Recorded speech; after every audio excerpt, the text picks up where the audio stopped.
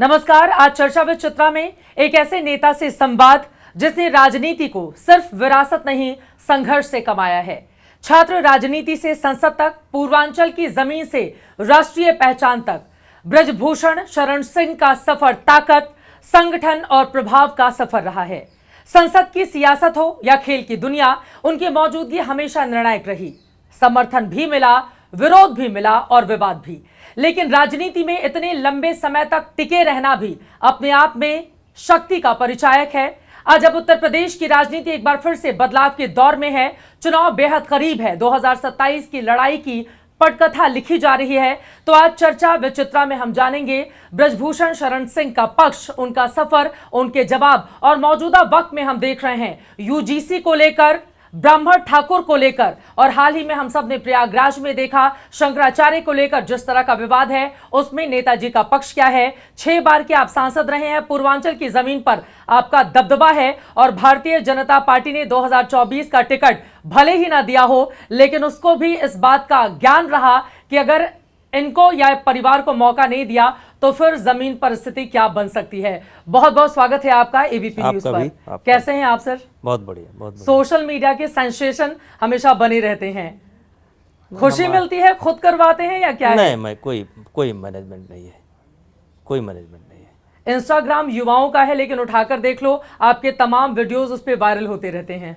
ये होते रहते हैं, लोग आते रहते हैं, बनाते रहते हैं और यहाँ तक कहते हैं हमको वायरल कर दीजिए। तो हम तो इस दुनिया से बहुत दूर हैं, लेकिन लोग करते रहते हैं। खुशी तो मिलती होगी ना, इतना वायरल नेताजी बैठ के रील्स देखते हैं अपने कि मैंने कहा, लोगों ने क्या रिएक्ट किया उस पर? नहीं, मैं बड़ी रियल लाइफ जीता हूँ। मैं जल्दी खुश और या दुख मैं अपने जहन में नहीं उतारता, मैं रियल लाइफ जीता हूँ। रियल लाइफ जीते इसीलिए आप, मैं देख पा रही हूँ कि आपने इतने मोटे मोटे रुद्राक्ष पहन रखे हैं हाथों में, गले में, अब मतलब भगवान के ऊपर सब कुछ छोड़ दिया है। देखिए, अगर आप देखेंगे ध्यान से तो आपके हाथ में कुछ नहीं है, सिर्फ कर्म करना आपके हाथ में है और कर्म हर व्यक्ति करता है। बिल्कुल, कोई ऐसा नहीं जो कर्म नहीं करता है, लेकिन ये खेल जो है ऊपर वाला चलाता है। और अगर आप गौर से देखेंगे तो सबके साथ यही होता है।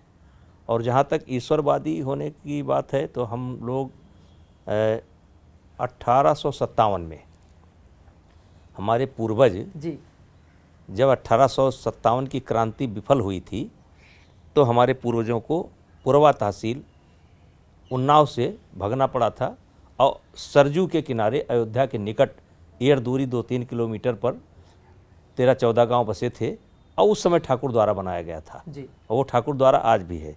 तो हम लोगों को भगवान राम के प्रति या सनातन के प्रति या जो भी हिंदू देवी देवता हैं उनके प्रति हम लोगों की आस्था रही, नस नस में है। इसको चाहें भी तो उखाड़ नहीं सकते हैं। अयोध्या में बहुत लंबा समय आपने गुजारा, वहाँ के अखाड़ों में। अयोध्या में मेरा बहुत समय बीता और संजोग से आप गोरखपुर की रहने वाली हैं और चौरी चौरा एक स्थान है। हाँ बिल्कुल। और 1822 में शायद हुआ था, 1922 जी। तो चौरी चौरा मेरे लिए एक उसको मैं अपनी कर्म भूमि के रूप में मानता हूँ। और चौरी चौरा से सीधे मेरा अयोध्या आगमन होता है और फिर अयोध्या में लगभग हमने 15-20 साल बिताए और आज भी अयोध्या से जुड़ा हूँ। लोग कह रहे हैं कि बीजेपी जब से हारी है उसके बाद से आप अब 2029 की तैयारी कर रहे हैं वहाँ से? नहीं, देखिए, अयोध्या एक ऐसी जगह है जहाँ मैं 80 के दशक से जो मेरी लोकप्रियता थी जी, तब से लेकर के आज तक बरकरार है। मैंने राजनीतिक दृष्टि से अयोध्या को कभी नहीं देखा और ना मैंने अयोध्या की कोई कामना की कि अयोध्या से मुझे टिकट मिल जाए और ना मेरी ऐसी कोई इच्छा है। और जहाँ तक चुनाव की बात है तो कहीं से लड़ा जा सकता है। अयोध्या विनय कटियार जी पहले लड़ते थे, जीते। चुनाव तो कहीं से लड़ा जा सकता है, जीतेंगे जहां से वहां से टिकट चाहेंगे ना कि वो सीट मिले जहां से जीत सकें। नहीं, बात आपने अयोध्या की कि दौड़ा हम करते हैं, नहीं, दौड़ा हम हमेशा करते हैं। अयोध्या मेरा एक तरीके से घर है और एक एक मंदिर, एक एक साधु संत, मतलब मैं कह सकता हूँ अहंकार नहीं कर रहा हूँ कि गृहस्थ में, हम लोग गृहस्थ हैं, आप भी गृहस्थ हैं, जी, हम सांसारिक लोग हैं, जितना सम्मान अयोध्या ने हमको दिया है इतना किसी भी गृहस्थ को आज तक नहीं दिया है, किसी भी गृहस्थ को नहीं दिया है। अब आगे कोई पाएगा कि नहीं पाएगा मैं नहीं कह सकता हूँ, लेकिन इतना सम्मान वहाँ के संतों ने किसी को नहीं दिया। छात्र जीवन से लेकर के आज तक ये जीवन भी उन्हीं का दिया हुआ है। एक बार मुझे चोट लग गई थी, यानी चाकू लग गया था, और ओ पॉजिटिव मेरा खून था, ब्लड ग्रुप था, और नहीं मिल रहा था। तो उस समय जो अखाड़ा परिषद के अभी अध्यक्ष रहे महंत ज्ञानदास जी, उस समय पहलवान होते थे और बिल्कुल नई उम्र थी, और उस दिन उनकी कुश्ती थी, लेकिन उन्होंने मुझे ब्लड दिया, और वो ब्लड आज भी मेरे शरीर में है। तो अयोध्या का उपकार और आपके चौरी चौरा का, यानी गोरखपुर का, मैं कभी नहीं भूल सकता। मतलब एक तरफ क्रांति भी है खून में, तो वहीं दूसरी तरफ अध्यात्म भी है। जी। लेकिन आपकी जिंदगी में आपने कहा चाकू लग गया था, चाकू, छुरी, कट्टा, बंदूक, इससे बड़ा पुराना नाता रहा है आपका। अब तिहाड़ जेल पे भी जब मैं देख रही थी कि तिहाड़ जेल में भी आपको रहना पड़ा था लंबे वक्त तक, तो क्यों, मतलब इतना विवादों से क्यों नाता रहा है आपका ब्रजभूषण जी? देखिए, जैसे हम लोग सामान्य परिवार में पैदा हुए, सामान्य परिवार में पैदा हुए, और सामान्य परिवार का व्यक्ति जब कोई काकस तोड़ता है तो वो आक्षेपों से बच नहीं सकता है, और यही मेरे साथ हुआ। आपको अध्ययन किया होगा, मेरे चचेरे बाबा सन 1952 में विधायक बने थे जी, और 54 में उनकी मृत्यु हो गई। एक छोटा सा राजघराना है, राजा मनिकापुर कहते थे जी। उस समय उनका बहुत राजनीतिक वर्चस्व था। आनंद सिंह कहते थे, जिनके पुत्र इस समय कीर्तिवर्धन सिंह सांसद हैं, मंत्री हैं, इनके पिताजी। तो उनके काकस को मैंने तोड़ा, और उस समय इंदिरा जी की सरकार थी, इंदिरा जी मतलब सर्वे सर्वा थी। तो 11 विधानसभा हमारे गोंडा में आती थी। आज गोंडा बट करके 2 जिले में हो गया, बलरामपुर अलग हो गया। बिल्कुल। और तब 11 टिकट सादा लेकर के वो जाते थे, जिसको दे देते थे, फार्म भर देते थे, वही बनता था। और उनका प्रभाव कितना था कि जिस समय देश आज़ाद हुआ जी, उस समय कीर्तिवर्धन के बाबा श्री जवाहरलाल नेहरू जी गए थे, और उनके मंच पर उन्होंने जूता फेंकवाया था, बेइज्जत करवा दिया था। नेहरू जी बेइज्जत हुए थे। और जब इनका समय आया, इनके पिताजी का समय आया, तो जिस समय जनता पार्टी की सरकार थी, रामकृष्ण द्विवेदी होम मिनिस्टर थे, उन्होंने कुछ बोल दिया तो उसी मनिकापुर में उन होम मिनिस्टर की पिटाई हुई। और जो जहाँ तक भारतीय जनता पार्टी, पहले भारतीय जनता पार्टी नहीं होती थी, जनसंघ होता था, जनसंघ होता था। उस समय अटल जी को भी कई बार उनके विरोध का सामना करना पड़ा। अब बलरामपुर से तो पहला चुनाव हार ही गए थे अटल तब गोंडा नहीं, पहला चुनाव जीते थे, वहां से जीते थे, ग्वालियर से नहीं, नहीं, पहला चुनाव वहाँ से जीते थे, बलरामपुर से। तो अटल बिहारी वाजपेयी सबसे पहला चुनाव बलरामपुर से जीते हैं। अच्छा, हाँ, सबसे पहला चुनाव वहीं से जीते हैं। 2 जगह से लड़े थे, एक जगह हारे थे, वहाँ हारे थे, यहाँ से जीते थे, बलरामपुर से जीते थे। इसीलिए अटल जी से हम लोगों का बड़ा अच्छा रिश्ता था, और हम लोग बड़े हक से उनके पास जाते थे, क्योंकि और वो निभाते भी थे, क्योंकि पहली बार गोंडा की जनता ने उनको चुन करके भेजा था। ठीक है। यहीं से तब बलरामपुर 2 सीट, एक बलरामपुर सीट होती थी, एक गोंडा होती थी, तो बलरामपुर से वो जीत करके गए थे। तो जिनकी मैं बात कर रहा था, अटल जी को भी एक तरीके से कई बार अपमानित होना पड़ा। ठीक है, आप ये बता रहे हैं, देखिए एक तरफ बता रहे हैं कि किसी के ऊपर विरोध स्वरूप जूता फेंका गया, आपने जिक्र किया जवाहरलाल नेहरू, और दूसरी तरफ आप रामकृष्ण द्विवेदी होम मिनिस्टर। ठीक है, हंगामा हो गया था। हाँ। मतलब अपना और अपने खानदान का दबदबा बताना चाहते हैं आप? नहीं, दबदबा रहा था वहां पर हम लोगों का। नहीं, दबदबा क्या, जी को भी नहीं छोड़ा। नहीं, देखिए, मैं तो गाय चराया हूँ, भैंस चराया हूँ, गरीबी देखा हूँ। सन 1974 में जब मैं चौरी चौरा में पढ़ रहा था, उसी समय मेरा घर गिराया गया। और अगर आपने अध्ययन किया होगा तो पहला मुकदमा मेरे ऊपर मेरा घर गिराया गया था और हमारे पिताजी चाचा सब गिरफ्तार हुए थे, क्योंकि जो धाराएं विरोधी पर लिखी जानी थी वो धाराएं हम लोगों पर लिखी गई थी। तो गिराने वाले हट गए थे और हम लोग बैठकर रो रहे थे, हम रो रहे थे, एक दलित के दरवाजे पर बैठ करके ऐसे रो रहे थे और घर गिराया जा रहा था।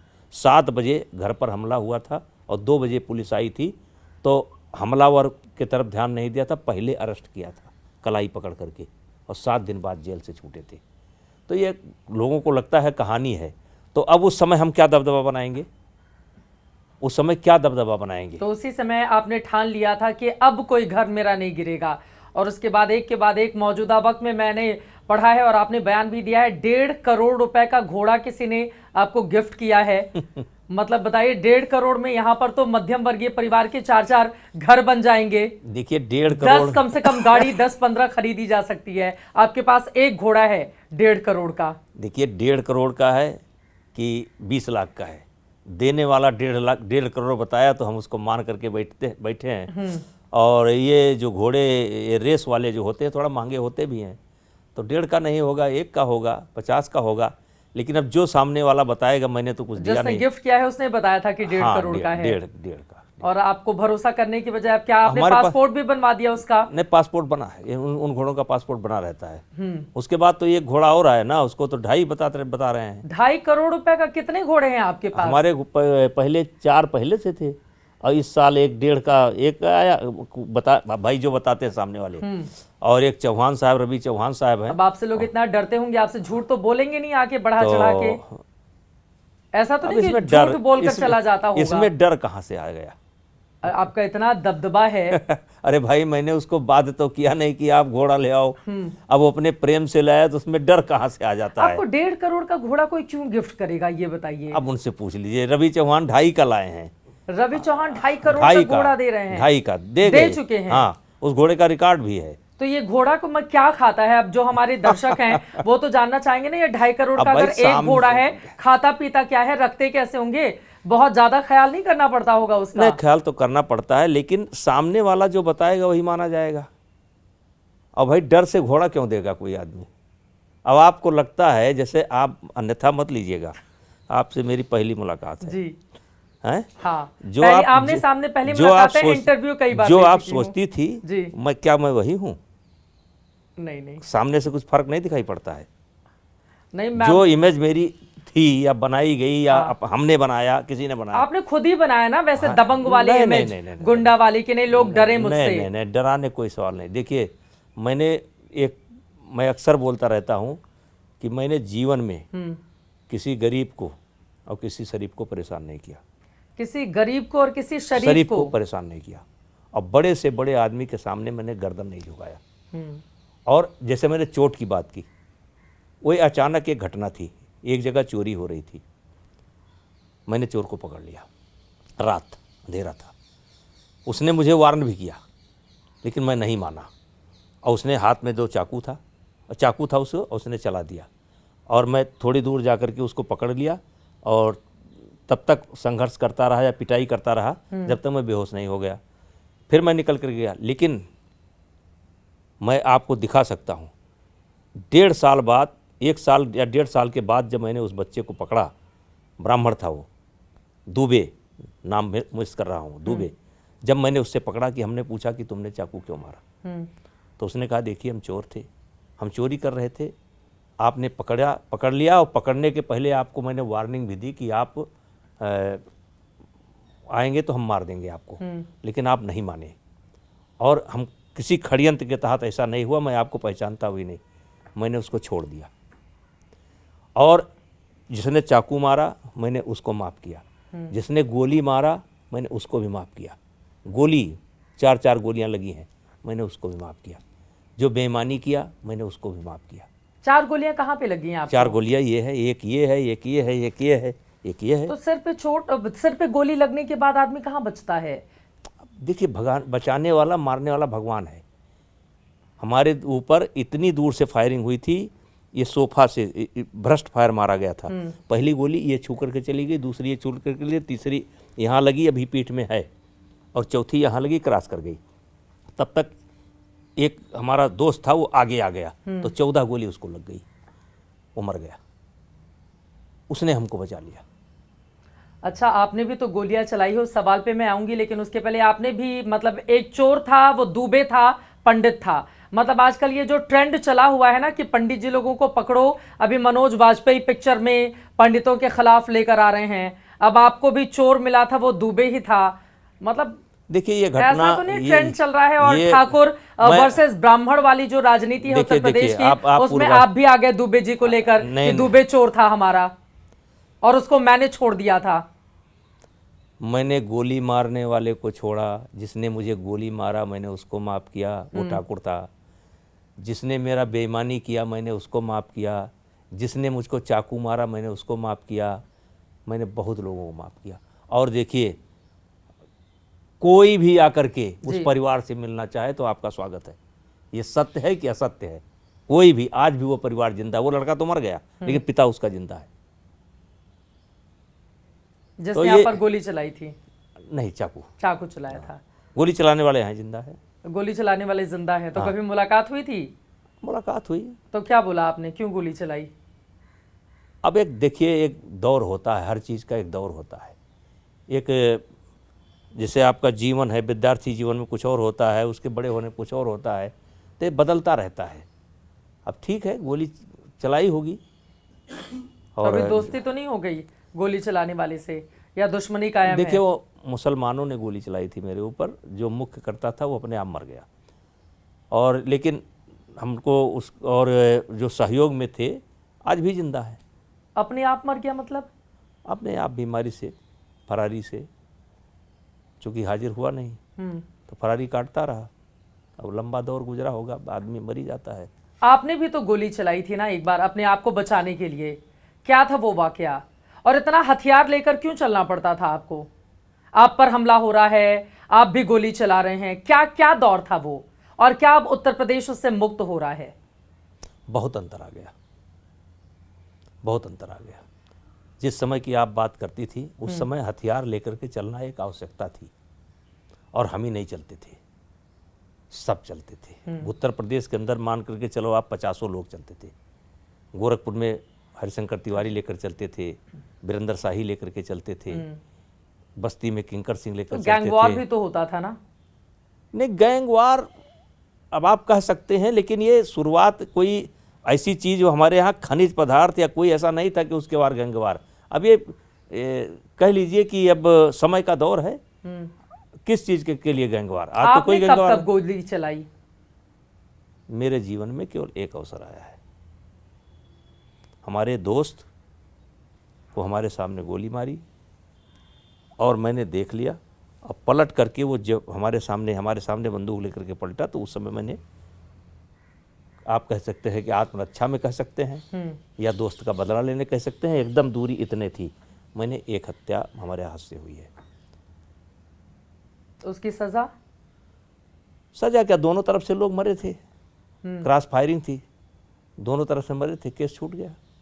कभी पछतावा होता है तो कि काश ऐसा नहीं हुआ होता? ना ना ना ना, पछतावा नहीं होता है? नहीं, वो सवाल है। आपने एक आदमी की जान ले ली, आपको पछतावा नहीं होता है? अरे भाई, अब आपको कोई मार दे और मैं उसको ना मारूं?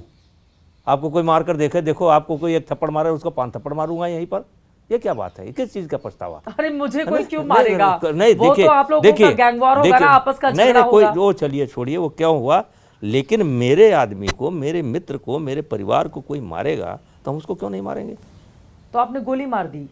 अरे भाई, अब कितनी बार कहें, मार दिया, मर गया, पछतावा भी नहीं है? अरे काहे पछतावा?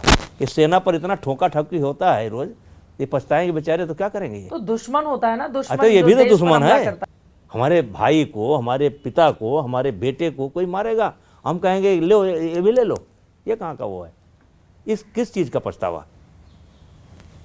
पछतावा नहीं है। अरे सवाल है नहीं, ये किसी को नहीं पछताना चाहिए। हाँ, आप धन दौलत के लिए, कारोबार के लिए अगर किसी को हत्या करते हैं, जमीन जायदाद के लिए, अर्थ के लिए करते हैं, तो वहाँ पछतावा होना चाहिए। लेकिन अगर आप अपनी जान बचाने के लिए या अपने परिवार की जान बचाने के लिए संजोग से हो जाता है, तो उस पर पछताने की कोई ज़रूरत नहीं है, किसी को नहीं पछताना चाहिए। अब आप सुनियोजित ढंग से प्लान करके जहाँ किसी गरीब को ठोक दें या किसी अमीर को ठोक दें या पैसा दो नहीं मार देंगे या मार दें, तो ये पछतावा का है। और ये अचानक कोई अभी अटैक करे, कोई यहीं पर मान लीजिए कोई होता है तो जिसके पास जो है आप वो चलाएगा आदमी। मतलब इसी वजह से डर का माहौल भी रहता है, मतलब कि बृजभूषण जी हैं उनका बड़ा दबदबा रहता है। चलिए अब इससे आगे बढ़ते हुए, मुझे पता है बहुत बेबाक आप बोलते हैं और किसी भी मुद्दे पर उठाकर देख लीजिए। हाल के दिनों में हमने देखा कि कैसे यूजीसी को लेकर देश भर में और खासतौर से उत्तर प्रदेश में विवाद जब गहराया, उसके बाद आपने जाकर कलराज मिश्र से मुलाकात भी की थी, उनके पैर भी छुए, तस्वीरें वायरल हुई। यूजीसी पर क्या सरकार ने बड़ी गलती कर दी है? देखिए, मैं नहीं जान पाता, मैं जानने की बहुत कोशिश की कि ऐसा क्यों हुआ। अब जैसे एक चर्चा ये भी है कि जो ड्राफ्ट कमेटी थी जिसमें कर्ण भूषण का भी नाम लिया जाता है कि उन्होंने भी साइन किया है और एक पिता पुत्र अलग हैं, दूसरे अलग हैं, ठीक है, ऐसी कोई कमेटी ने सिफारिश ही नहीं किया है। आप तो बहुत पढ़ी लिखी हैं, आपने देखा हो दिग्विजय सिंह ने उसके चेयरमैन थे, उन्होंने निकाल करके दे दिया। कमेटी की सिफारिश तो कुछ और थी। हाँ बिल्कुल और थी। और ये कहाँ से जोड़ा गया, किसने जोड़ा, क्यों जोड़ा, किस बात की आवश्यकता थी? तो ये चूक तो बहुत बड़ी हो गई, ये चूक तो बहुत बड़ी हो गई। और देखिए, हमारा सवाल नहीं है कि हमने विरोध किया, हमारा सवाल नहीं है। मैं गांव से जुड़ा हुआ, कोई बचा ही नहीं जिसने विरोध न किया हो, कोई बचा ही नहीं। और जिनका फेवर दिखाया गया है कि दलित समाज या पिछड़े समाज का जो फेवर दिखाया, वो भी विरोध में है, वो भी विरोध में है। और केवल विरोध में नहीं है। कौन नहीं है विरोध में? जो ये गैंग काम करती है। और मैं दोनों तरफ के लोगों को कहना चाहता हूँ, आपके माध्यम से अपील करना चाहता हूँ कि भाई ये यूजीसी का क्या प्रभाव है, इसको गांव में जाओ और समझो कि क्या दलित समाज या पिछड़ा समाज ऐसा कानून चाहता है? नहीं चाहता है। तुम दिल्ली में 15 लोग इकट्ठा होकर के हंगामा कर रहे हो कि नहीं दलित समाज भी अब इसके विरोध में आ रहा है, ऐसा है ही नहीं है इसमें। और मैंने देखिए, जब इंदिरा जी इमरजेंसी लाई थी तब उस समय मैं चौरी चौरा में था और उस समय हम लोग इंटर में थे, थोड़ा समझदार हो गए थे। और वहाँ आपने नाम सुना होगा, एक नेता हुए रविंद्र सिंह, छात्र नेता हुए, बड़े बहुत अच्छे नेता हुए। और उस समय हम लोग उनके टच में भी थे, हम लोगों को भी इमरजेंसी, लेकिन इमरजेंसी में इतना तीव्र विरोध नहीं था जितना तीव्र विरोध इस बार हुआ। इतना तीव्र विरोध मैंने इमरजेंसी में नहीं देखा जितना तीव्र विरोध यूजीसी को करंट की तरह फैल गया, गांव करंट की तरह। और अभी मैं आने के पहले 3 दिन गांव में गया था। मेरा एक वो है कि मैं सुख दुख में 1-2 दिन बाद पहुंचूं, लेकिन दुख में जरूर पहुंचता हूं। एक जगह पर से गांव में जाड़े का समय कौरा बढ़ता है, सब जात के एक मैंने इतना तीव्र विरोध नहीं देखा। लेकिन ये कहा जाता है ना कि 10% लोगों ने 90% लोगों का हक मार लिया, तो अब बहुत जरूरी है इनको सबक सिखाया जाए। किसने हक मार लिया? ब्राह्मण, ठाकुर, वैश्य और अपने एक और भूमिहार लोग। ये तो मतलब जो विरोध हो रहा है राजधानी दिल्ली में, हम लोग दिल्ली में राजधानी दिल्ली में जो विरोध हो रहा है वो कुछ प्रोफेशनल लोग हैं, और उधर भी हैं इधर भी हैं। और मैं आपके माध्यम से कहना चाहता हूं, मतलब इधर भी जो सवर्ण के नाम पर बना रहे हैं, इधर भी मैं आपके चैनल के माध्यम से कह रहा हूं कि आप रील बनाइए, आप विरोध करिए, लेकिन भाषा का ध्यान रखिए। चाहे सवर्ण समाज की तरफ से रील बना रहे हो या दलित पिछड़े समाज की तरफ से आप रील बना रहे हो, भाषा तो गलती अब रील तो कोई भी बनाए, बट गलती तो सरकार ने की है ना। अगर आप हिंदुत्व की बात करते हैं, जातियों को जोड़ने की बात करते हैं, अचानक से एक ऐसा नियम लेकर आया जाएगा जिसमें 10% को छोड़कर 90% लोगों का पूरा ख्याल, और कहा जाएगा इन 10% को तो सबक सिखाना बहुत जरूरी है। वो कहा तो यही जा रहा है कि 10%। कौन कह रहा है? कितने हैं? हम 10% हैं केवल। आप बताएंगे ना कितने हैं? मैं नेतागिरी आप करते हैं तो आप भी बताएंगे कितने फीसदी हैं? कितने हैं? सवर्णों की तादाद कितनी है देश में? देखिए, मैं डाटा लेकर के नहीं बैठा हूं, लेकिन 10% नहीं है, 20% नहीं है, 30% नहीं है, इससे भी ज्यादा है। ये सब जोड़ा जाएगा तो बराबर निकलेगा। 30% से भी ज्यादा निकलेगा, ज्यादा निकलेगा। गलतफहमी फैलाई जा रही है कि 10%, 20%, 30%। 10, 20, 30% का सवाल नहीं है, ज्यादा निकलेगा। जैसे कुर्मी समाज है, पटेल समाज गुजरात में, ये क्या है वहां पर? सामान्य सामान्य वर्ग। तो आप एक तरफा क्यों देखते हैं? अब जैसे कम से कम गिरे हालत पर, जैसे मेरे यहाँ मैं अपने ज़िले का देख रहा हूँ, कम से कम हमको लगता है कि 17-18% से लेकर के 20% तो ब्राह्मण है जिले में, और 7-8% ठाकुर हैं। तो कहाँ से 7% हो गए, 10% हो गए? और ये देखिए, ये गलत प्रचार किया जा रहा है कि 5% ब्रजभूषण जी बता रहे हैं कि देश भर में 35% सामान्य वर्ग की, 35 नहीं, इससे ऊपर है, इससे भी ऊपर चले जाएंगे, इससे ऊपर भी हैं। और ये पठान सठान ये जब जो गए हैं वो कहाँ जाएंगे? जो तमाम क्षत्रिय ब्राह्मण सैयद और पठान ये क्या है? ये भी तो आएंगे ना। तो ये जोड़ करके क्या बनते हैं? सामान्य वर्ग में, सामान्य वर्ग में आते ना, पठान है, खान है, क्या सामान्य में ही तो आएंगे, सैयद हैं, किसमें आएंगे? तो मुसलमानों को भी आपने जोड़ लिया अरे इसमें। क्यों भाई, क्यों नहीं जोड़ेंगे?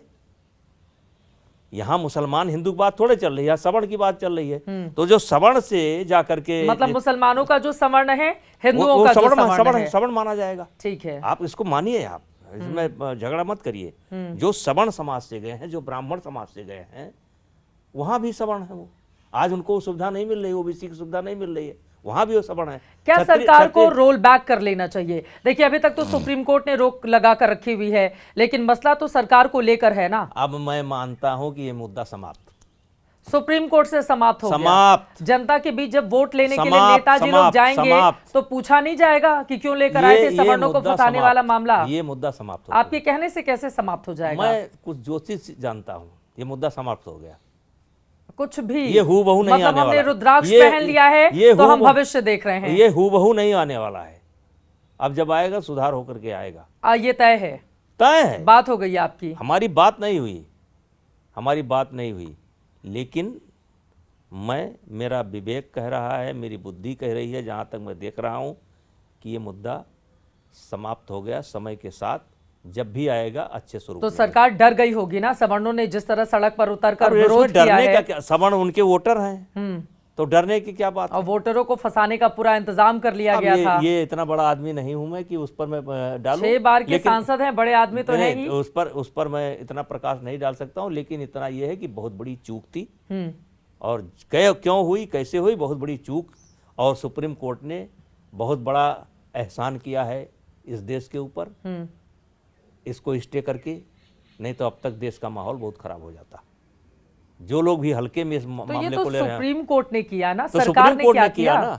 तो सरकार, आप बीजेपी के नेता हैं, आप बताएंगे नहीं कि आपकी सरकार ने क्या किया? पार्टी में अपनी बात तो रखते होंगे ना। सरकार ने विरोध किया, सरकार ने कहा सुप्रीम कोर्ट में।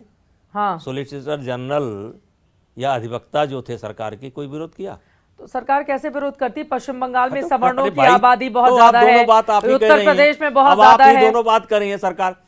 अगर सरकार के पास चारा क्या था? कोई ऑप्शन ही वही बचा नहीं था। अब हो जाए तो सरकार के पास क्या चारा था, ना हो जाए तो सरकार तो अपने वोटरों के साथ बीजेपी ने ऐसा क्यों किया? जरा इसके बारे में बताइए आप नेताजी। ऐसा है, हाँ, क्या ओबीसी भारतीय जनता पार्टी का वोटर नहीं है? क्या दलित वोटर नहीं है? देखिए, 2014 के पहले भारतीय जनता पार्टी को ब्राह्मण, बनिया यानी व्यापारी, बिल्कुल, और क्षत्रिय इनकी पार्टी कहा जाता था। लेकिन 2014 में मोदी जी के आने के बाद जब दलित जुड़ा है और जब ओबीसी जुड़ा है, तब इतनी बहुमत की सरकार बनी है। नहीं, हमारे देश के अंदर ये चर्चा होने लगी थी कि किसी की पूर्ण बहुमत की सरकार नहीं बनेगी। आप देखिए, 89 के बाद से लेकर के 2014 तक किसी की पूर्ण बहुमत की सरकार नहीं बनी। कहिए तो मैं एक एक नाम गिना दूं, लेकिन बड़ा समय लगेगा। और जाकर के 14 में बनती है। आप ही लोग ये कहने लगे थे कि संविधान की समीक्षा करनी चाहिए, अब ऐसी स्थिति नहीं आएगी कि किसी की पूर्ण बहुमत की सरकार बन जाए। लेकिन 2014 में जो भारतीय जनता पार्टी की सरकार बनी, उसमें गरीबों का बड़ा रोल है। ओबीसी समाज, दलित समाज, गरीबों का भी है, हिंदुत्व का भी बड़ा रोल तो है। उसके साथ जुड़ा। फिर हिंदुत्व को तोड़ने के लिए जाति लेकर आई। क्या अब समाज जाति की तरफ आगे बढ़ रहा है? सवाल पैदा कर दे रही है। बात यहां से चली थी कि दलितों और पिछड़ों की बात की, भारतीय जनता पार्टी का वोट, हमने कहा भारतीय जनता पार्टी का 2014 में ये दलित और पिछड़ा, आदिवासी, ये जो कमजोर लोग गांव के अंदर रहने वाले हैं, जब ये जुड़े हैं तब इतनी बड़ी संख्या भारतीय जनता पार्टी की निकल करके आई है और पूर्ण बहुमत की सरकार बनी है। इसमें पिछड़ा दलित ठीक इनका है, बड़ा मतलब रोल। आप ये कह रहे हैं कि दूसरे शब्दों में मैं बोल देती हूं कि सरकार ने सबक लिया, सुप्रीम कोर्ट में जाकर यूजीसी का विरोध नहीं किया और इसी वजह से कोर्ट का ये फैसला आया और आगे आने वाले वक्त में यूजीसी का जो भी प्रारूप सामने आएगा वो कम से कम मौजूदा स्थिति नहीं रहेगी और उसमें सवर्णों का पूरा ख्याल रखा जाएगा। किसी को डरने की जरूरत नहीं है इससे। देखिए, मैं पूरा विश्वास है मुझे कि जिस रूप में आया था इस रूप में ये नहीं आएगा, और आएगा या नहीं आएगा मैं कह नहीं सकता हूं, लेकिन एक ऐसा रास्ता लेकर के आएगा जिससे समाज में तनाव ना हो, ये मुझे पूर्ण विश्वास है। बहुत जरूरी भी है, लेकिन जातिवाद की तरफ क्या आगे की राजनीति, वो जो मंडल कमंडल कहा जाता था 1990 के बाद का एक दौर हमने देखा, अब उस ओर हम आगे बढ़ रहे हैं। उत्तर प्रदेश में भी खासतौर से अगर मैं बीजेपी, आप ठाकुर नेता हैं, ब्राह्मण और ठाकुरों के बीच भी यहाँ पर अगर मैं आपको थोड़ी देर के लिए छोड़ भी दूं, मुझे पता है कि आप स्वीकार नहीं करेंगे, आपने खुद ही कहा कि मेरे संसदीय क्षेत्र में तो 19-20% ब्राह्मण हैं, 8-9% ठाकुर हैं और उनका भी एक मुश्त वोट आपको मिलता रहा है। लेकिन क्या ब्राह्मण वर्सेस ठाकुर की लड़ाई भी उत्तर प्रदेश में चल रही है? कभी नहीं थी। अभी तो है ना? नहीं है। नहीं है, कभी नहीं थी। कुछ लोगों के व्यक्तिगत मसलों से ये नहीं माना जाता है। जैसे मैं आप फिर उसी विषय में मार रहा हूँ, मैं गोंडा जनपद में 5वें नंबर का वोट ठाकुर का है, 5वें नंबर जी, 5वें नंबर का, और 6 बार मैं सांसद बना, 1 बार मेरी पत्नी सांसद बनी और 1 बार मेरा बेटा सांसद बना, तो ये 8 बार हो गया, तो 40 साल हो गया। तो अगर ब्राह्मण ठाकुर की लड़ाई होती तो मैं 40 साल से एमपी कैसे बन रहा हूँ? अरे अभी देखने को मिल रही है ना, कभी नहीं। ब्राह्मण और ठाकुर की लड़ाई। ना कोई नहीं। ब्राह्मण 40 विधायक मिलकर बैठक क्या कर लें, उस पर हंगामा मच जाता है। क्या चल क्या रही है बीजेपी के अंदर? गलत किया बैठक करके? क्या गलत किया? तो ये तो आप अपने अध्यक्ष जी से पूछिए। तो मैंने तो कहा ना कि बैठक करने में क्या, मैंने तो बोला ना ऑन कैमरा कि इसमें क्या गलत है। अगर बैठ करके, अब संजोग से आप मेरा इंटरव्यू ले रही हैं, अब आप भी सवर्ण है, मैं भी सवर्ण हूँ। अब कल कोई कहा कि चित्रा त्रिपाठी जी गई और सवर्ण का मामला था और वो भी गोरखपुर के पढ़े थे और वो भी गोरखपुर की रहने वाली हैं, जोड़ दिया। तो इसमें क्या है, जोड़ने तो कुछ दुनिया है या कहेगी। लेकिन देखिए, ब्राह्मणवाद ठाकुरवाद, कुछ घटनाएं क्षत्रियों के बीच में भी घटती हैं, कुछ घटनाएं सबके बीच में घटती हैं। अब जैसे जिस दौर की हम बात कर रहे हैं, सबसे बड़ा चर्चित दौर था गोरखपुर का जी, और ये था, आप मान कर चलिए कि 80 के दशक को कह लीजिए, वीरेंद्र शाही और हरिशंकर तिवारी वाला। अच्छा, अब देखिए, हरिशंकर तिवारी के पक्ष में जितनी हत्या करने वाले लोग थे सब गाजीपुर के थे और सब ठाकुर थे। हरिशंकर तिवारी के राइट हैंड कृष्णकिंकर सिंह थे, बस्ती वाले उनके। अब उधर रविंदर सिंह के, खैर वो नहीं रहे, उनके राइट हैंड विश्वकर्मा द्विवेदी थे, उनके राइट हैंड राजमणि पांडे थे, उनके राइट हैंड शीतल पांडे थे। आज भी संबंध चल रहा है। अब ये नहीं देख रहे हैं, ऊपर ऊपर ठाकुर बावन देख रहे हैं। आज भी जाकर के देखिए कि हरिशंकर तिवारी के लिए सबसे ज़्यादा हत्या ठाकुरों ने किया। मकनू, साधु, जिसके बाद में ब्रजेश सिंह से उनका झगड़ा हुआ, वो सब हरिशंकर तिवारी के लिए हत्या की है। और रुद्दल सिंह, हत्या करने के बावजूद नेताजी लोग बच कैसे जाते थे, मैं यही जानना चाह। आप तो पूरा खुलासा कर रहे हैं कि हरिशंकर तिवारी के लिए किन किन लोगों ने हत्या की। रुद्दल सिंह देवरिया, हरिशंकर तिवारी ने कितने लोगों की हत्याएं कराई? देखिए, रुद्दल सिंह देवरिया, अब हरिशंकर तिवारी ने कराया कि नहीं कराया, लेकिन एक कहा गया कि तिवारी जी ने मरवा दिया, वीरेंद्र शाही एंड कंपनी के शाही जी ने मरवा दिया, मतलब ये गोल चल। लेकिन दोनों तरफ का देखिए समीकरण ये देखिए कि उधर से जितने शूटर हैं वो सब ठाकुर हैं और इधर से जितने सहयोगी हैं सब ब्राह्मण हैं। तो अब लेकिन नाम दिया जाता है वीरेंद्र शाही और हरिशंकर तिवारी। अगल बगल नहीं देख रहे हो कि उनके हरिशंकर तिवारी के बगल में कृष्णकिंकर सिंह। तो ये कभी नहीं था। कुछ लोगों को लेकर के आप पूरे समाज को नहीं बांट सकते हैं। समाज हमारा कभी नहीं बटा। लोग बटे होंगे, कुछ लोग बटे होंगे, खास लोग बटे होंगे। आप इतना बता रहे हैं कि ब्राह्मण और ठाकुरों ने मिलकर इतना हंगामा किया, हत्याएं की, मुसलमान बेचारा बेवजह फिर मारा जाता है, उसके ऊपर आरोप लग जाते हैं कि सबसे ज्यादा क्रिमिनल मुसलमानों से पैदा होते हैं। आप यहाँ पर गिना रहे हैं ठाकुर और ब्राह्मण। गिनाने बैठेंगे तो बड़ा समय लग जाएगा, हम सबका गिना सकते हैं। लेकिन यहाँ पर एक बात चली थी कि ठाकुर ब्राह्मण के बीच में संघर्ष, तो मैं बताता हूँ 80 के दशक में भी दोनों पक्ष में दोनों जात के लोग थे। तो अभी आप कह रहे हैं कि कोई संघर्ष नहीं है? कोई संघर्ष नहीं। अभी कुछ लोगों के संघर्ष को आप समाज का संघर्ष कैसे बना सकते हैं? ठीक है, अब ये यूजीसी वाला मुद्दा, और आप इस बात को स्वीकार नहीं करेंगे, लेकिन हम लोग खबरें पढ़ते हैं इसीलिए जानकारी रहती है कि क्या ये जो अभी ब्राह्मण विधायकों के बैठक को लेकर जिस तरह की नाराजगी देखने को मिली, पहले की, उसके बाद यूजीसी आने के पहले बैठक हुई थी। हाँ, और वो मुद्दा समाप्त हो गया। अभी एक ब्राह्मण अधिकारी ने शंकराचार्य और यूजीसी के समर्थन में अरे उसे इस्तीफा दे दिया। कोई होगा, नौटंकी कर रहा था, विधायक बनना चाह रहा था, बाद में होगा। ये नौटंकी बहुत होता है, ऐसे नौटंकी बहुत होते हैं, बहुत नौटंकी हमने देखा है। ये नौटंकी हो रही है, ये नौटंकी है, इसका कोई असर नहीं पड़ेगा, कोई असर नहीं। चुनाव पर कोई असर नहीं पड़ेगा, ये एक व्यक्ति से कोई असर नहीं पड़ता है। समाज अगर एक है तो व्यक्ति से कोई असर नहीं पड़ता है। और जहां तक किसी अधिकारी की बात कर रहे हैं कि इस्तीफा दे दिया, सुना मैंने वापस भी ले लिया। वो तो यहाँ वाला ना, अयोध्या वाला वापस ले लिया। हाँ, तो वो क्या जिन्होंने योगी जी के समर्थन में दिया था, वो था, भी नौटंकी था, वो नौटंकी था। मैं दावे के साथ कह रहा हूँ, आंसू बहा रहे थे फोन पर पत्नी से बात करते हुए। सब नौटंकी है, पराडियां हैं ये स्थान बनाना चाहते रहे होंगे, अब देखे होंगे बाद में गड़बड़ हो गया तो वापस ले लिए। ये सब नौटंकी है। नौटंकी क्या था? नौटंकी, योगी जी के समर्थन में जो आंसू बहा रहा है समर्थन नहीं, आप कह रहे हैं वो नौटंकी कर रहा है। नहीं, अगर उसके कोई मशीन हो तो उसका ऑपरेशन करके देख लीजिए, कोई किसी समर्थन झूठ पकड़ने वाली मशीन। अरे हाँ, पकड़ लीजिए, बिल्कुल पक्का। अगर झूठ ना बोले तो आप सजा दे दीजिए मुझे। वो झूठ सब ये सब प्रभावित करने के लिए मैंने, अब यहाँ एक समय था किसी एमपी ने उनके सोनिया जी के पक्ष में अपने ऊपर पिस्टल रख लिया। हाँ, कि अगर सोनिया नहीं बनेगी तो हम मार लेंगे। अब सोनिया जी भी हैं, वो एमपी साहब भी हैं, ये सब। और इधर अलंकार जो ब्राह्मण हैं उन्होंने इस्तीफा दिया, वो भी नौटंकी कर रहे हैं। देखिए, मैं जो कहना था वो कह दिया, बार बार कहने की जरूरत नहीं है। यूपी का चुनाव किन मुद्दों पर होगा? अब बहुत कम वक्त बाकी रह गया है, और अब खासतौर से उत्तर प्रदेश के 2017 और 22 के मैं आंकड़ों का अगर जिक्र करूं तो उत्तर प्रदेश में बीजेपी का जो स्ट्राइक रेट आता है पूर्वांचल जाते जाते वो कम हो जाता है। इसके पीछे की क्या वजह मानते हैं आप? लोगों का इतना दबदबा है, प्रधानमंत्री बनारस से लड़ते हैं, योगी जी गोरखपुर से आते हैं, उसके बावजूद पूर्वांचल में उत्तर प्रदेश के बाकी हिस्सों के मुकाबले कमजोर स्थिति क्यों है भारतीय जनता पार्टी की? देखिए, इस पर मैं ना बोलूं तो ज्यादा अच्छा है। आप कब से डरने लगे? नहीं, हम बहुत डरते हैं। किससे? सबसे। क्यों डरते हैं?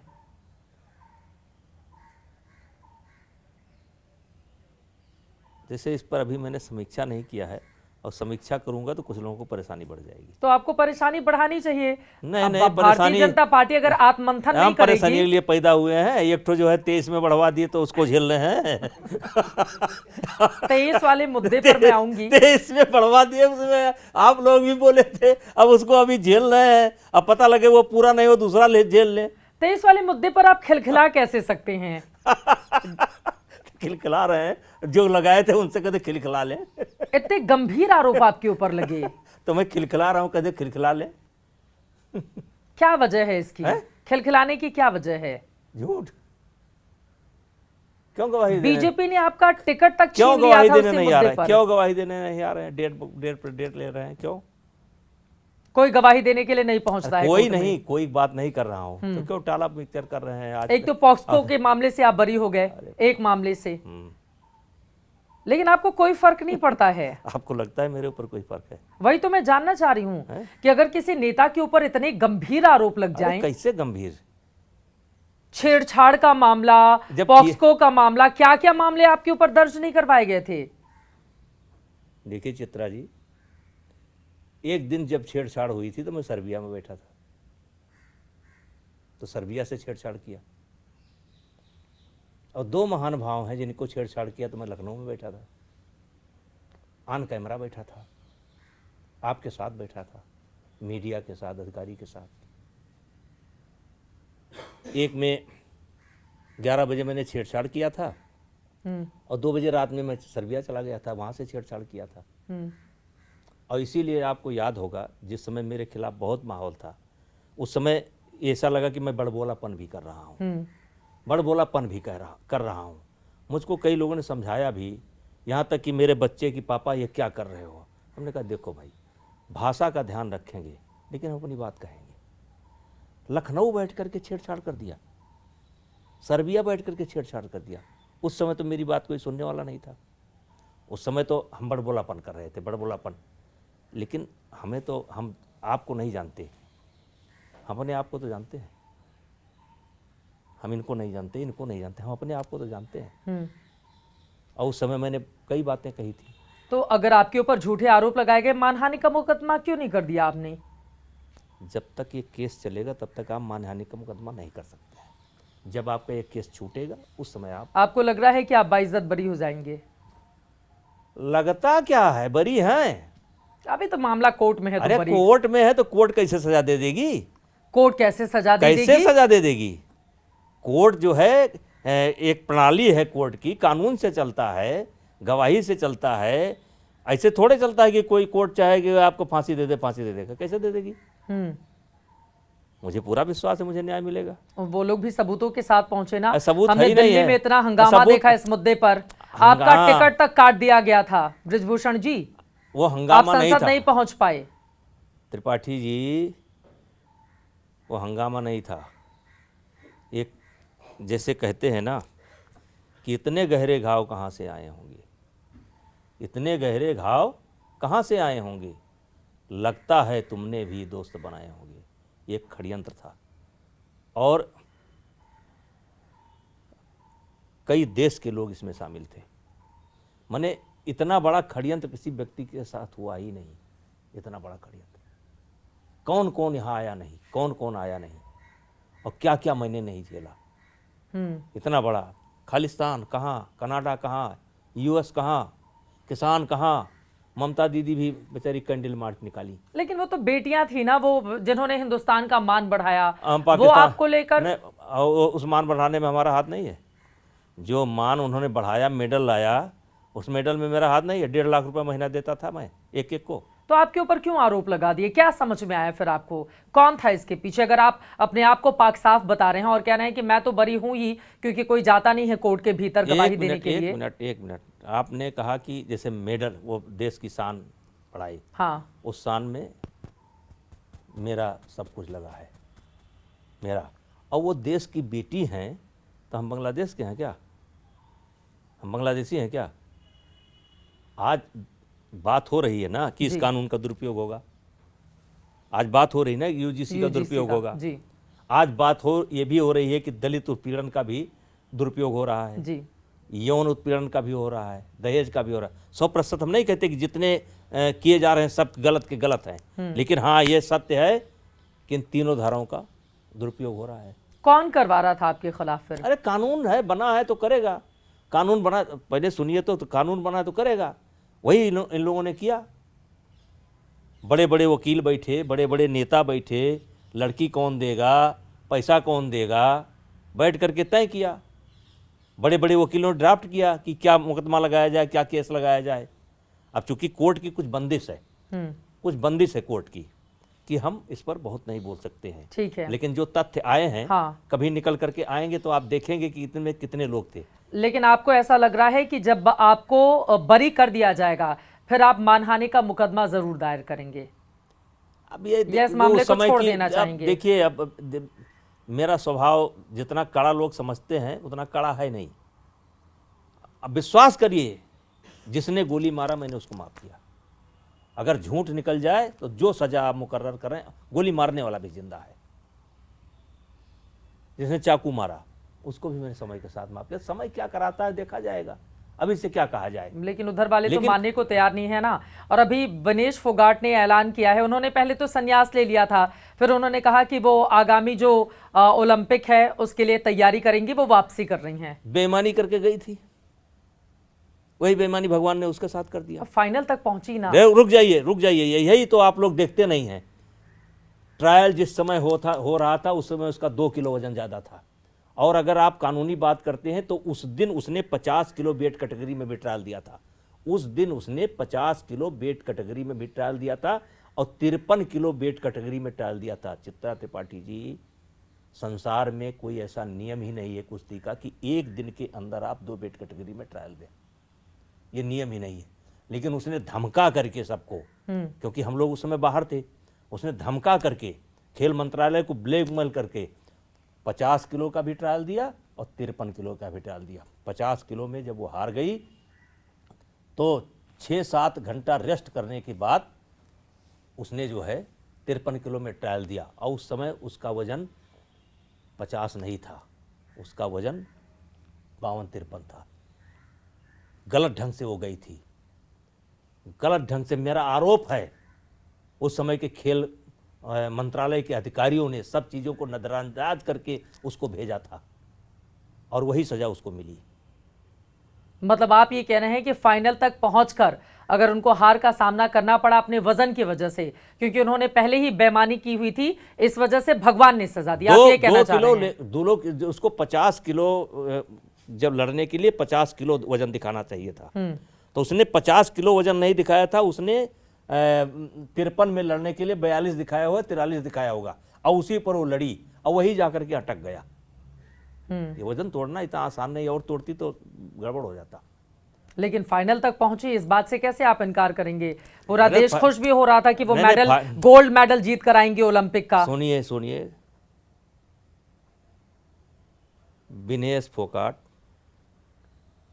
हर बार ओलंपिक की प्रबल दावेदार थी, हर बार 3 बार से वर्ल्ड रैंकिंग में उसका प्रथम रहता था, सेकंड रहता था। मैंने 3 साल उसका बेस्ट चलता था। और मेरे यहाँ जब हम लोग जाते थे कैंप में, कोच या हिंदुस्तान की जनता या खेल के जो लोग हैं, वो सब पहले कहते थे कि विनेश फोगाट का मेडल आएगा। हम भी कहते थे किसी का आए या ना आए, लेकिन विनेश फोगाट का आया था। लेकिन अब क्यों ऐसा हुआ, वो तमाम बातें हैं। तो अभी आप शुभकामनाएं देंगे आगे के लिए? नहीं देंगे? नहीं, हम तो बिल्कुल नहीं देंगे। नहीं देंगे ना, बेईमानी करेगी आकर के, फिर किसी लड़की का हक मारेगी। वो कहाँ फिट है लड़ने के लिए? वो किसी गरीब का हक मारेगी। हरियाणा के बच्चे अच्छे हैं। मतलब आप कह रहे हैं किसी और को मौका देना चाहिए? नहीं, हमको क्यों मौका? वो तो लड़ करके आएगी, उसको मौका मिलेगा तो कोई, वो तो है नहीं, वो आएगी तो आएगी मतलब। लेकिन वो बहुत। अब मैं आ जाती हूँ एक बिल्कुल पर्सनली ये सवाल है। आप इतने कॉन्फिडेंस के साथ आज बात करते हुए नजर आ रहे हैं। यकीनन ये दौर जब शुरू हुआ होगा तो उस समय आपकी राजनीति भी थी, उस पर भी खतरा था। सामाजिक रूप से भी अगर लड़कियों की ओर से इस तरह के आरोप लगा दिए जाएं, वो भी देश की जो इतनी सम्मानित खिलाड़ी हों, तो वो जो समय था वो बृजभूषण जी के लिए कैसे गुजरा? मतलब अपने आप को कैसे आपने निकाला? क्योंकि अब मैं देख पा रही हूँ हर जगह ताबड़तोड़ आप लोगों से मुलाकात कर रहे हैं, बयानबाजी कर रहे हैं, आगे की तैयारी कर रहे हैं। जब मैं चौरी चौरा में पढ़ता था तो एक अशोक पांडे नाम का लड़का था, अशोक मिश्रा या अशोक पांडे, तो उससे मैंने एक कविता सुनी थी और उस कविता को मैंने अपने जीवन में ग्रहण किया, उस कविता पर मैंने जिया। कविता की लाइन थी, सच है विपत्ति जब आती है कायर को ही दहलाती है, सूरमा नहीं विचलित होते, पल एक नहीं धीरज खोते, संकट का चरण न गहते हैं, जो आ पड़ता सब सहते हैं। जब मुझे लखनऊ में पता चला कि ऐसा ऐसा हुआ है तो मैं उनसे मिलने के लिए आ रहा था, क्योंकि 5-6 दिन पहले ये सब लोग हमारे पास बैठ करके गए थे और बैठते थे उसके पहले। तो जब मैं एयरपोर्ट पर उतरा तो मुझे पता चला कि ऐसा हो गया। तो हमने कहा अरे, वो हमारे एक सेक्रेटरी हैं, उन्होंने कहा कि ये तो बड़ा गड़बड़ हो गया। हम कहा क्या होगा? कहा कि विनेश फोगाट ने यौन उत्पीड़न का आरोप लगाया था। हम कहा अरे यौन उत्पीड़न, ये कैसे? तो दूसरा शब्द मेरा निकला कि मैं आ रहा हूँ। आप आ रहे हैं? हाँ भाई मैं आ रहा हूँ। अरे यहाँ बहुत मीडिया वाले हैं। अरे भैया तो हम कहा मीडिया वाले से तो मिलना जरूरी है, मैं आ रहा हूँ। और मैं आया और मेरे मुंह में माइक खोस दिया गया। मतलब इतना ज़्यादा बेइज्जत किया गया, मैं इतना ज़्यादा बेइज्जत किया गया, मतलब जो नहीं होना चाहिए वो। आपके ऊपर आरोप भी गंभीर थे ना? लेकिन मैंने कहा कि और अभी आप उससे निकले भी नहीं। मैंने अरे यार फिर कह रहे निकले नहीं, अब फिर आप वही पता नहीं क्या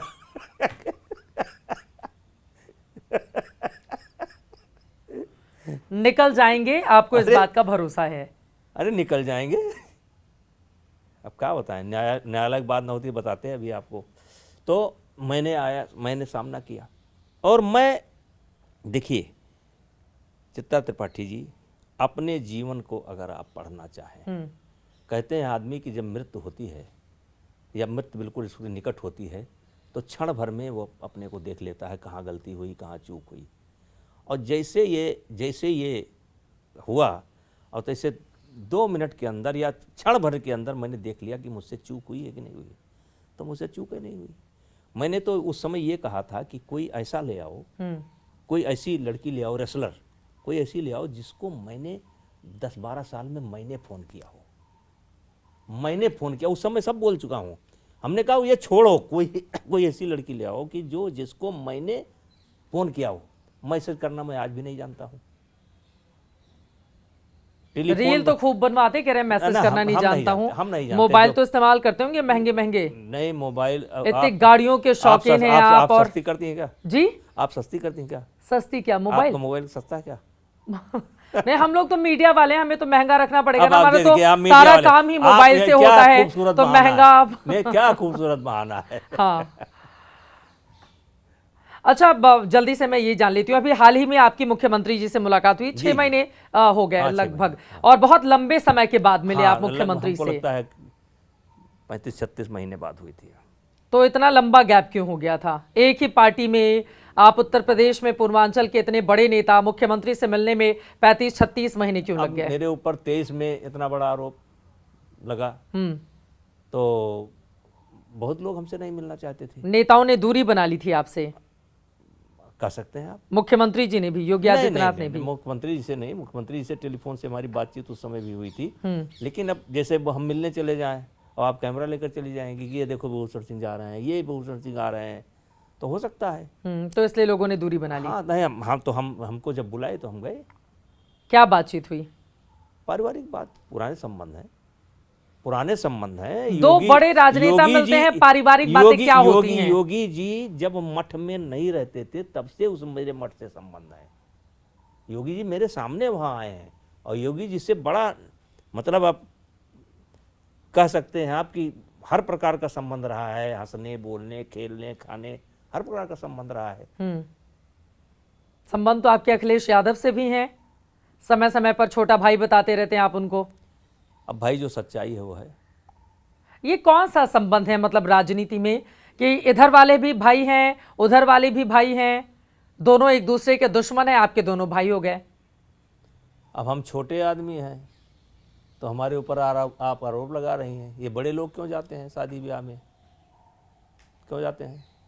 अखिलेश जी से कैसे संबंध है आपके? उनकी राजनीति को कैसे देख रहे हैं? 2024 में तो पानी पिला दिया था उन्होंने भारतीय जनता पार्टी को यूपी में। देखिए क्या है, अखिलेश जी से मेरी इधर फिलहाल में काफ़ी, हमको लगता है एक देहांत हुआ था किसी का उनके परिवार में, तब हम गए थे, वो भी कई साल हो गए। 2022 में मुलायम सिंह यादव जी नहीं रहे थे, 11 अक्टूबर को। उसी में मुलाकात है। अच्छा, मुलाकात है, उसके बाद कोई मुलाकात नहीं है।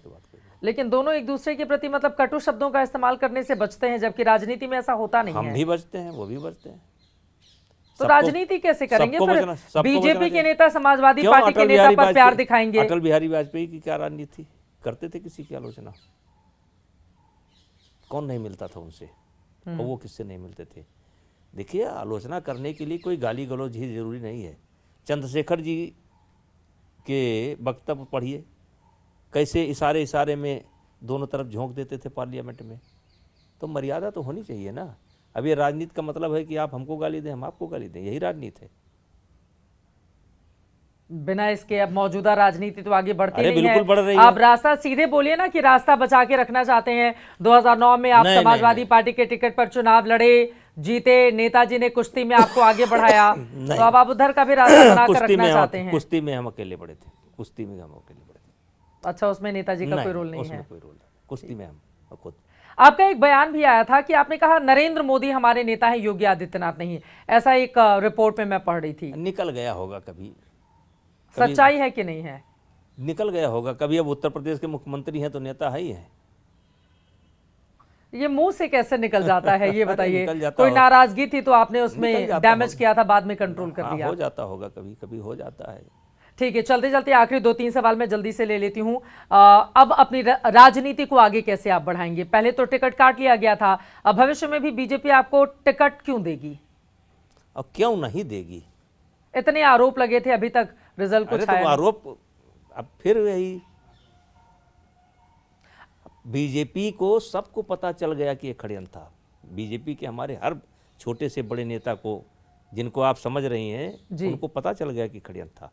मोदी जी, अमित शाह जी, सबको पता चल गया, हमें नाम नहीं लेना चाहिए, सबको पता है कि ये ब्रजभूषण के खिलाफ षड्यंत्र हुआ था। तो आप तैयारी कर रहे हैं 2029 की या 2027 में भी? क्योंकि हम कोई भारतीय तैयारी नहीं जनता कर रहे। पार्टी बड़े बड़े अपने सांसदों को भी उतार देती है मैदान में विधानसभा लड़ाने। मैं कोई स्पेशल तैयारी नहीं करता हूँ। हाँ, मेरी बरहमास तैयारी रहती है। बरहमास मतलब हर वक्त। आप हमेशा सांसदी ही लड़े हैं जहां तक मैंने देखा। नहीं, एक चुनाव, एक पहला विधान परिषद का लड़े थे। विधान परिषद का लड़े थे, विधानसभा का नहीं। लेकिन भारतीय जनता पार्टी का जो ट्रेंड देखने को मिल रहा है कि तमाम बड़े नेताओं को, अब बताए कृषि मंत्री को विधानसभा का चुनाव मध्य प्रदेश में लड़वा दिया, तो फिर मतलब पार्टी अगर निर्णय करेगी तो क्या है ब्रजभूषण जी का? देखिए, पार्टी की रणनीति, तो पार्टी को इतना अधिकार होता है हाँ, कि समय पर किसे कहाँ लड़ावे। लेकिन ये नेता पार्टी लोगों का से, अधिकार होता बड़े है। नेताओं से तो पूछना पड़ेगा ना कि लड़ेंगे कि नहीं लड़ेंगे। हमको तो लगता है लड़ा देंगे। 2027 में चुनाव आप लड़ेंगे? नहीं, 27 में हम नहीं सीधे लड़ना 29 में लड़ेंगे। हाँ, 27 में। सांसदी अब देखिए, सांसदी भी उसका कारण है। मैं 6 बार सांसद बना, 1 बार पत्नी बनी, बेटा बना। बिल्कुल ठीक है, क्योंकि सांसदी मेरी षड्यंत्र के तहत ली गई है। एक षड्यंत्र हुआ जिसमें मुझे ये जाना पड़ा, और मेरे क्षेत्र की जनता चाहती है कि एक बार नेताजी जाएं। मुझे नेताजी कहते हैं संजोग से, बहुत पहले से, 80 से। तो लोगों को है कि जाना चाहिए। हमको भी लगता है कि जिस पार्लियामेंट से मैं एक तरीके से रोते हुए निकला, एक बार उसको प्रणाम करूं चल करके कि भाई। तो 29 की तैयारी अभी से की जा वो रही है? तैयारी हमारी बरहमास की है, अभी से तैयारी किया। हम जो करते हैं रोज तैयारी है, रोज हम जनता के बीच में रहते हैं, हमारा हर काम तैयारी। तो अभी बड़ा मलाल रहता होगा जब संसद का सत्र चल रहा होता होगा, तो फिर आपको घर में बैठना पड़ता है या बाकी कार्यक्रमों में? नहीं, इसका मलाल नहीं, मैं अपने आप को बहुत बिजी रखता हूँ। बिजी रखते? बहुत बिजी रखते हैं हम, खाली नहीं है। और इससे अच्छा काम कर रहा हूँ, इससे अच्छा कर रहा हूँ, मतलब ये यहाँ रह करके उतना अच्छा काम।